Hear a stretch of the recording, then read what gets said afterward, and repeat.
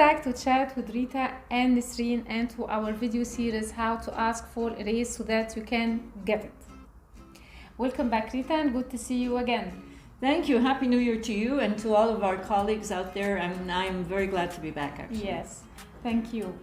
Now we are going to share tip number 6, which is do your research. So how do we do this? What kind of research we should do? So we're doing research here in terms of your market value. And that means you're going to have to look at the kind of position that you have, the number of years that you've been in that position, the kind of positions you've had before, types of companies you worked for, and to find out what would they pay someone in your local market with that kind of profile. What kind of websites do you recommend to get this information? So there's a website called ONET Online, which I've used and which I think gives you, it's run by the US Department of Labor, and the job profiles on there give you a very comprehensive view of that particular title and all of the requirements for it as well. It also gives you the average salary. Yes, I know ONET, I've used it before, but the salaries are in dollars. Right. So if we want to make them apply to our local market, we would take that amount and multiply it by what is the market rate now, about 15.5. That will give us the equivalent, the Egyptian equivalent of that. And now we come to the second step, which is study salary trends for your professional in your geographic area and industry who have similar job titles, qualifications, and responsibilities. So what we would do in situations like that, we would look for websites that are representative of the area where we are. In our case, it would be something like Jobmaster or other websites that exist, and that way, or you can also ask for your HR managers that you might know or people involved in HR to give you some idea of what would be a realistic salary. We come to the last and the third step, which is to come up with a precise number, or a precise salary number. Why should I ask for a precise number? What's the problem if I said that a range?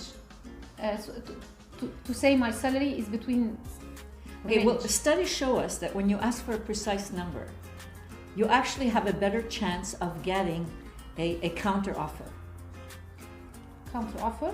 What do you mean by counter offer? Counter offer is when you're in the process of bargaining or negotiating, and you say I want this, and the person says no, I can't give you this, I can give you that.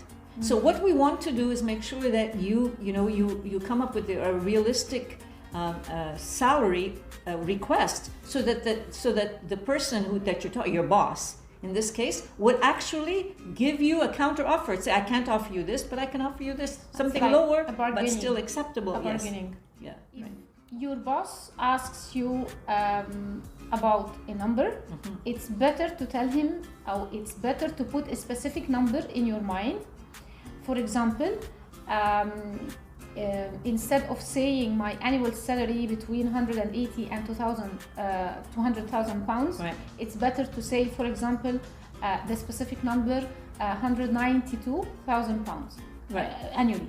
It's exactly what we mean there. In other words, if you're asking for something precise, it gives the impression to the person that you have studied it seriously, and so it's very clear in your mind what you want. Now we come to the recapping part. For tip number 6 is do your research. Step 1, determine your market value. Right. Step 2, study salary trends in your geographic area. Step 3, ask for a precise salary number. Right. Anything else, Rita? I just want to add that the average raise goes anywhere from 1% to 5%. So it's very important that when you do ask for that raise, don't over-exaggerate, right? And keep in mind that at the same time, you need to keep in mind of what the local environment actually pays. Plus, if you're going to ask for anything more than 5%, then you must be really sure that you are super top quality. Otherwise you won't get it. Yes, true. Thank you for joining us at Chat with Rita and Nisreen and to our video series How to Ask for a Raise so that you can get it. And please make sure to subscribe to our social media channels, Facebook, YouTube and LinkedIn, and I hope these tips are useful for you. Don't forget to subscribe.